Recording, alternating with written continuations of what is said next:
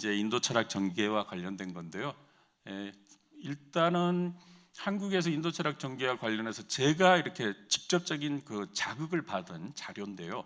공교롭게도 우리 그 동문회 소식지 작년 1년 열심히 낸 우리 그 다르마디빠 재작년이군요. 2023년도에 그 다르마디빠 5호 6호에 한국에서 인도학 형성의 계기, 한국 동국대 인도 철학은 어떻게 설립되었는가, 요 두 차례에 걸쳐서 이렇게 기고를 해주신 그 이민용 그 한국 종교문화연구소 이사장님, 하여튼 그 글에 많은 그 시사를 받고 실제 도움을 많이 받았습니다. 그래서 알게 된 것이 우리 그 인도철학과를 설립하는 데는 이 김범린 총장님, 동국대학교 제4대 김범린 총장님이 절대적인 영향을 끼치셨고, 실제 저분이 총장으로 계셨을 때 사실 총장으로 재임하신 게 한 7, 8개월밖에 안 돼요. 참 아쉽고 아쉬운 일이지만 어쨌든 저분이 인도철학과 학과를 설립하고 또 교수진을 구성시키는데 적극적인 그런 역할을 했는데, 그럼 왜 저분이 그렇게 인도철학에 그렇게 열정적이고 그랬을까? 그래서 이제 저분을 이번에 열심히 살펴볼 수 있었던 계기가 됐는데요.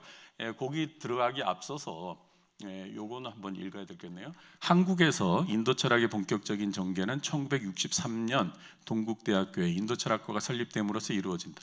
1964년에 이제 저희 인도철학과가 신입생을 받고 시작이 되는데, 동국대학교 그 연혁을 살펴보니까 1963년 12월 31일 날 그 이사회에서 그 인도철학과 개설, 인도철학과 설립 20명 정원의 인도철학과를 개설하기로 결정했다. 그런 기록이 있더라고요. 그래서 우리는 이제 일반적으로 64년 얘기를 하는데 정확하게 하면, 그런데 그게 인터넷상에 그 동국대학교 지금 그 기록에 그렇게 나와요. 지금 다 찾아보면은. 그런데 1963년 12월 31일 그렇게 기록이 나오는데 뭐 그거를 저렇게 좀 인용을 했어요. 그런데 이제 동국대학교가 63년이면 사실 일본에서도 그렇고 상당히 그 어떤 그 기간, 우리 일제 시대도 있고 해서 인도철학이라는 그런 어떤 개념 또 용어 이런 것들은 인도철학이 설립되기 이전에 이미 많이 쓰여졌을 거는 분명할 것 같은데, 그런 것들에 대해서 어떻게 우리가 조금은 짚어야 될 것 같아서 약간 이런 글을 썼어요. 그랬을 때 63년 인도철학과가 설립된, 그렇지만 인도철학의 명칭은 인도철학과가 설립되기 전에도 사용되었던 것을 알 수 있다. 일제시대에 발행된 잡지나 동국대학교 전신인 회화전문학교 교과목 등에서도 확인할 수 있다. 그렇지만 이 시기에 인도철학이 갖는 의미는 시대사정상 큰 의미를 갖기 어려웠다고 생각되며, 학문적인 의미나 역사적인 의미에서 인도철학의 용어는 인도철학과 설립이 직접적으로 그 계기로 해서 본격적으로 알려졌다. 뭐 이렇게 보는 게 저로서는 이렇게 봐야 된다고 생각이 되고요. 여기 자료 1, 2는 요 뒤에 내용인데요. 한번 찾아봤어요. 그래서 그 일제시대 1925년에 불교 잡지에 나온 글 속에 나오는 인도철학, 그 다음에 1926년에 나오는 요 24호 불교 24호에 나오는 요 인도철학, 불교 제 24호 요거는 백송옥 박사 글이에요. 백송옥 박사, 동국대학교 총장님 지내신 백송옥 박사님 글인데, 요게 참 재밌는 게 뭐 그러니까 스님이 되기 위한 그 시험과 관련된 내용에 대한 어떤 공고 같은데, 거기에 그 교과목 그 시험 과목 중에 하나가요. 인도철학 및 서양철학사 뭐 이렇게 나와 있는데 생각보다는 많이 없더라고요. 그 분류 잡지를 하나하나 다 봐야 되는데, 그런데 이제 그 참 다행인 거는 여기 그 자료 1번의 저런 자료들을 볼 수 있는 게 불교 기록문화유산 아카이브라고 동국대 학술원에 저 인터넷에 다 돼 있어요. 그래서 저기서 이제 인도 철학도 이렇게 찾아보고 하는데, 앞으로 이런 것들은 우리 후배님들이나 또 앞으로 공부하는 사람들이 많이 활용을 해서 일제 시대의 그런 어떤 철학, 서양 철학이든 뭐 인도 철학이든 이런 것들을 살펴볼 수 있으면 좋겠다는 생각이 드는데요. 그런 참고로 일단 한두 개 구했고요. 요거는 동대 70년사에서 그 회화 전문 시절에 그 인도 철학이라는 교과목이 있었다 하는 것이 이제 요게 인도 철학이거든요. 그런 내용들이 이제 누가 가르쳤는지 또 누구에 의해서 어떻게 개설이 됐는지 이런 거는 뭐 아마 논문 대상이 되지 않을까 싶은데요. 어쨌든 그걸 참고를 했고요. 그 다음에 이제 그 김범린 총장님이 그 김범린 총장의 원력 뭐 이렇게 했는데 아까 우리 그 개회사 때 우리 선일 회장님이 말씀하셨던 것처럼 출생하신 것은 1899년인데 돌아가신 게 오늘이에요. 1964 3월 14일. 그래서 이거 참 뭔가 이게 뭔가 그 좀 의미가 있겠다 하는 생각을 좀 하면서 뭔가 이렇게 사람이 새로운 생명이 태어나려면 누군가는 뭐 죽어야 되고 씨가 땅에 묻혀서 갈라져야 해체돼야 되고 뭐 죽음은 새로운 생명의 시작이다 뭐 이런 얘기도 할 수 있는데 오늘이 그런 건가 뭐 그런 생각도 하지만 어쨌든 아주 우연의 일치인지 몰라도 돌아가신 날짜가 3월 14일인데 이 김범린 총장님이 실질적으로 이제 그런 뜻도 냈고 실제 그런 결정을 했는데 그럼 이분이 어떤 젊은 날 어떤 생각을 하셨고 왜 그런 그 인도 철학이 그렇게 열정적이었나 이렇게 살펴보았어요. 살펴보니까 대단한 그 참 참 어마어마한 한 인간으로서 그런 어떤 그 여러 가지를 느낄 수 있었는데 그 시대가 이제 그 강점기니까 참 독립운동이 제일 공부고 뭐고 이런 것보다는 독립운동을 해야 되는 게 가장 앞선 일이지만 실질적으로 나라를 살리고 나라를 찾고 뭘 이렇게 하기 위해서는 우리가 뭘 알아야 되는데 일본은 그 나라가 명치유신을 통해서 세계화하고 새로운 나라로서 이렇게 번져나가고 우리는 식민지 국가로서 아무리 노력을 해도 3.1운동과 같은 그런 운동을 해도 독립이 안 되는데 그러기 위해서는 뭔가 뭘 알아야 되고 더 큰 어떤 참 이 인류의 지식을 가져야 되는 거 아니냐. 그래서 일제시대 유학을 가요. 프랑스로.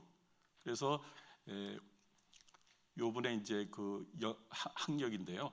여기 파리 1920년에 뭐 여기 이제 뭐 여러 개 있어요. 그래서 버머사 불교 전문 강원도 다니시고 뭐 하다가 어쨌든 3.1 운동을 계기로 해서 임시정부로 이제 갔다가 거기에서 이제 중국의 그런 어떤 유학단을 통해서 파리 대학으로 그때는 뭐 식민지 시절이어서 뭐 우리 그 대한민국에 그걸로 갈 수는 없기 때문에 하여튼 중국의 그런 어떤 그 유학단을 속에 들어가서 이제 가는데 파리 대학 철학과에서 프랑스에 유학한 게 이제 1920년이고 파리 대학 철학과에 들어간 게 1923년이에요. 그래서 여기 프랑스에서 귀국하는 게 1928년인데 학부 마치고 대학원에 재학하고 있을 때 아무래도 요 파리 대학 철학과 저거를 1923년에서 1928년까지로 해야 될 것 같아요. 프랑스에서 귀국하는 게 1928년 1월이거든요. 그래서 1월에 이제 오시는데 프랑스에 있으면서도 뭐 독립운동도 하고 계속 세계 피압박 민족 반제국주의 대회 이런 데도 참석하시고 해서 그 대한의 어떤 독립을 위해서 애를 쓰시는데 실제 이제 그 학문도 하시고 그러면서 나중에 귀국을 하시고 나서 또 1930년에 고마자 대학도 유학을 가요. 그래서 그 산스크리트라든가 인도학을 그 실질적으로 이제 도쿄 대학뿐만 아니라 일본이 그런 면에서 그 이렇게 선점하고 또 학문적으로 뛰어난 업적을 내고 그걸 직접 봐야 된다 해서 또 유학을 가시는데 하여튼 그런 분이시고 이분이 여기 있듯이 동국대학교 총장을 하시고요. 그리고 이 김범린 총장이 저기 3대 문교부 장관이에요. 근데 3대 문교부 장관인데 언제 문교부 장관? 6.25 전쟁 때. 6.25 전쟁 당시에 문교부 장관도 지낸 행정가이시고 아주 대단한 교육가이시고 또 불교가이시고 원 스님이시고 그래서 하여튼 대단한 그 어떤 그 참 불같은 삶을 사셨는데 동국대학교 취임한 게 1960년 7월 30일 날 동국대학교 총장으로 제4대 총장으로 취임을 하시고 또 신기한 게 여기 원자력 초대 원장도 지내세요. 그래서 이 우리 한국이 그 해방 이후에 북한에서 전기를 다 끊어버려 가지고 아무 전기가 없는 뭐 그런 속에 그 나라가 이제 되기 위해서는 전기도 필요한데 그 불교학자가 원장이 돼가지고 그 원자력을 배워서 진짜 우리나라를 그 풍요롭게 해야 된다 하는데 저분이 굉장히 그 모든 그 삶에 대해서 유학뿐만 아니라 깨어 있는 정치가로서 이런 능력이 인정받았기 때문에 이승만 그 시대에 원자력 원장이 되고 또 이제 나중에 동국대 총장으로 취임을 하시는데요. 요게 좀 글은 잘 안 보이는데 하여튼 이분이 쓰신 그 저술들이에요. 근데 1928년 귀국해서 1931년 그 고마자 대학 유학 가기 전하고 32년도 귀국해서 그 유학해서 돌아와서 1900 아마 이게 몇 년인가 34년인가요? 저기까지 굉장히 열정적으로 글을 쓰시는데 그 일제 말에 그 어려운 상황 속에서 한 10여 년의 공백이 있고 이제 해방 이후에 이제 글도 쓰시는데 여기 보면은 뭐 유식 20논에 대한 연구도 있고 불란서의 불교학이라고 불란서의 불교학 그래서 인도 철학 불란서의 불교학 뭐 인도 철학이라든가 뭐 이런 어떤 그 서양의 사정을 그 일제 시대 때 엄청나게 많이 소개를 해요.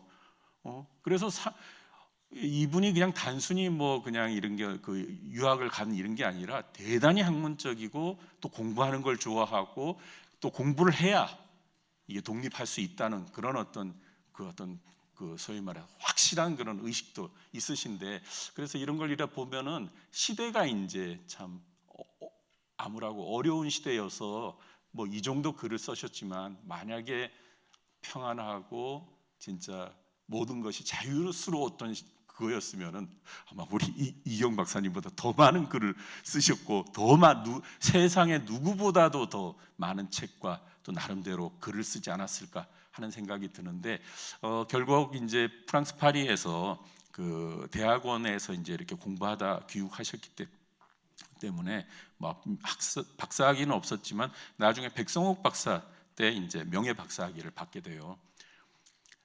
이분의 그 동국대 총장 취임사의 일부분인데 굉장히 유명한 내용이 있어서 한번 여기 했습니다. 요게 엄청난 그 유명한 글귀라고 해서 학문 없는 학원은 시체와 같고 학적 업적을 내지 않는 학자는 노래하지 않는 가수나 다를 바 없다. 아주 짧은 글귀인데 가슴 속에 오는 게 너무 많더라고요. 그 다음에 백성을 괴롭히는 정치가 필요 없듯 공부하지 않는 학생은 소용이 없다. 그래서 이분이 총장으로 취임하면서 진짜 교수는 동국대가 세계 최고의 대학이 되기 위한 모든 걸 총장으로서 다 커버하겠다. 그런 뜻을 동국대 취임사로 이렇게 드러냈고 실제 이제 그럴 만큼 그리고 연세가 뭐 거의 69, 3, 4살이 63, 4 정도잖아요. 그러니까 충분히 뭐 이 총장 취임을 하면서는 누구나 다 이제 기대하고 뭐 새로운 시대가 열리겠다 했는데 너무 일찍 갑자기 이제 또 그렇게 돌아가시는데 요거는 우리 인도 철학가가 그 동국대 동대 70년사에 인도 철학과를 소개하는 글이에요. 굉장히 중요한 글이라고 보여서 제가 요거는 읽어야 될 것 같습니다. 불타 탄생 이전에 고대 인도 문명을 다각도로 다루어 불타 출현이 지닌 사상적 문화적 의의를 천명하고 불교의 세계성을 교리면으로 이해하는 기초학을 개척할 뿐 아니라 불교 연구에 있어서 종래의 한역 경전 위주의 전통을 타파하며 인도 고어로 된 경전 연구의 터전을 마련하기 위하여 개설된 본 인도 철학과는 불교 연구의 철저와 이를 통한 무한한 사상 전개를 기도하던 김 총장의 이상과 신념이 구현된 본방 유일의 특수한 학과였다. 이게 동대 70년사에 이렇게 써 있어요. 사실 글로서는 좀 이상하죠. 좀 맨 끝에 있는 무한한 사상 전개를 기도하는 김 총장의 이상과 신념이 구현된 학과다. 이렇게 되어 있어요. 아마 그 편집 쓰시는 분이 아마 글을 쓰시면서 그 김범린 총장 시대의 글을 이제 저걸 소개하면서 이제 썼는데 이 글 안에 김범린 총장의 그런 어떤 이상과 신념이 담겨 있는 학과다 하고 이제 인도 철학과를 이렇게 소개했는데 굉장히 그 느껴지는 기존 전통의 그런 우리 동양 불교를 새롭게 바라볼 수 있는 이제 그런 입장에서 그 인도 철학과가 꼭 필요하다 하는 그런 뜻인데, 요건 아까 그 이민영 선생님의 그 다르마 뒷바에 있는 내용인데요. 그 김범린 총장이 실질적으로 이제 그 대학에 오셔가지고 요 인도 철학과 비교 사상 연구소, 여기 뭐 외국어 연구원, 대학선언 많은 일을 하셨고요. 그 다음에 이제 인도 철학과에서 인도 철학과를 실제 이렇게 할 수 있게끔 실제 이제 자극을 주신 게 그게 이제 그 이기영 박사님이신 것 같아요. 그 이기영 박사님이란 분이 그 경성제국대학을 공부하시고 프랑스 유럽에 유학 가서 벨기에 루뱅 대학에서 박사학위를 받으셨는데, 사실 김범린 총장으로서는 자기의 그 어떤 분신처럼 그 진짜 마지막 자기가 학문의 의욕을 불태우고 박사학위까지 이렇게 하려고 했는데 못했던 그거를 실제 이어주고 또 그것을 새롭게 할 수 있는 그런 어떤 대체자로서 그 이기영 박사라는 분이 당시 이제 김범린 총장님이 그 동국대에 계실 그때 강사로 있었기 때문에 이제 또 그런 인연이 있어서 인도 철학과를 더욱더 빨리 만들 수 있는 그 계기가 된 것 같아요. 그리고 여러분들 거기 지금 저 내용 중에 그 이민용 선생님께서 저 옆에 요 부분에 있는 요 글귀를 한번 잘 읽어주시면 그 김범린 총장께서 진짜 인도 철학과를 만들어야 되겠다 하는 그런 뜻이 아주 그 깊이 느껴질 수 있는 구절이 저 오른쪽에 저 구절이라고 생각을 합니다. 그래서 이제 그 인도 철학과가 그 김범린 총장님의 어떤 그 원력이 뭐 기반이 되고요. 또 이경 그 교수님이라는 그 서양에서 유학을 하고 돌아오셔서 그 새로운 불교학이 가능하겠다 하는 그런 어떤 그 뭔가를 이런 계기를 만들어준 그런 게 합쳐져서 이제 우리 인도 철학과가 이렇게 되었는데, 그 초대 이제 교수진이 그 이기영 박사님, 서경수 교수님, 원희범 교수님, 정태욱 교수님 이런 분이 이제, 그래서 뭐 저는 1980년에 이제 인도 철학과를 들어갔을 때 네 분을 이렇게 다 뵀는데, 이기영 박사님이 이제 경성제대, 벨기에 루뱅대, 서경수 교수님이 서울대 종교학과, 동국대 불대학원, 원희범 교수님이 해와 전문을 거쳐서 원광대에서 명예철학 박사를 받고, 정태혁 교수님이 도쿄대학, 그리고 마지막으로는 이제 대만문화대학에서 학위를 받으셨는데, 뭐 부임한 것이 이제 이경 박사님 학과 설립 1963, 4년 당시에는 이경 박사님이 아마 전임 강사였던 것 같아요. 그다음에 서경수 교수님 강사고, 그다음에 원희범 선생님은 67년도 부임, 정태혁 교수님은 71년 부임. 이렇게 해서 이제 인도 철학과의 그 교수님 진용이 갖춰지고, 이제 여기서 이제 또 대학원에 그런 학생들이 출연을 하면서 이제 본격적으로 전개가 됐는데요. 여기까지가 내용이고요. 그 다음에 이제 결혼대 한번 뭐 좀 시간을 많이 써서 죄송하지만 요건 하나 읽어봐야 될 것 같아요. 인도 철학의 출발과 전개에 대한 한일 양국의 상황을 정리하면 다음과 같다. 일본은 국립대학에서 불교학으로서 인도 철학이 출범하여 이후 순수 인도 철학, 범어학, 법문학이 개설되어 오늘에 이른다. 그리고 각 종단에서 만든 사립 불교계 대학에서 각 종파와 관련된 불교학이 지속적으로 전승되고 있다. 불이 조금. 한국의 경우 사립대학으로서 동국대 인도철학과는 기존 이상하지는 않을 것이다. 동아시아의 종교 내지 철학으로서 불교 문화가 형성되어 있는 한 인도철학에 대한 학문적 요구는 향후로도 계속되리라 생각한다. 우리 인도철학이 김범린 총장의 원력도 있는 거지만 실제 이제 인도철학이 갖고 있는 그런 다양성 이런 것들은 뭐 불교 경전 이런 것을 불교 경전으로만 볼 수 있지만 인도 문학 속에서의 하나의 장르로도 볼 수 있거든요. 그랬을 때 이제 불교 경전하고 뭐 인도의 자이나교라든가 다른 경전하고 비교 같은 것도 가능한데, 실제 이제 그런 인도에서는 그 불교하고 기존의 힌두교하고 많은 관계가 있는데, 그런 것들을 실제 불교를 알기 위해서는 그 전체를 봐야 되는데, 그 전체를 알려줄 수 있는 것이 불교학적인 눈으로서는 그 보기는 어렵거든요. 그랬을 때는 인도 철학 전체를 봐야 되는데, 뭐 어쨌든 저는 그 제가 개인적으로 그 인도 철학과에 들어와서 왜 일본이 그렇게 인도 철학이 발전했을까? 그게 이제 궁금해서 일본에 유학도 갔고 뭐 일본을 이제 이렇게 좀 나름대로 살펴본 건데, 오늘 이런 자리를 통해서 이렇게 좀 말씀을 드릴 수 있는 기회를 가질 수 있었다는 것은 굉장히 영광이고 감사하게 생각합니다. 이것으로 제 발표를 마치겠습니다. 지금 소개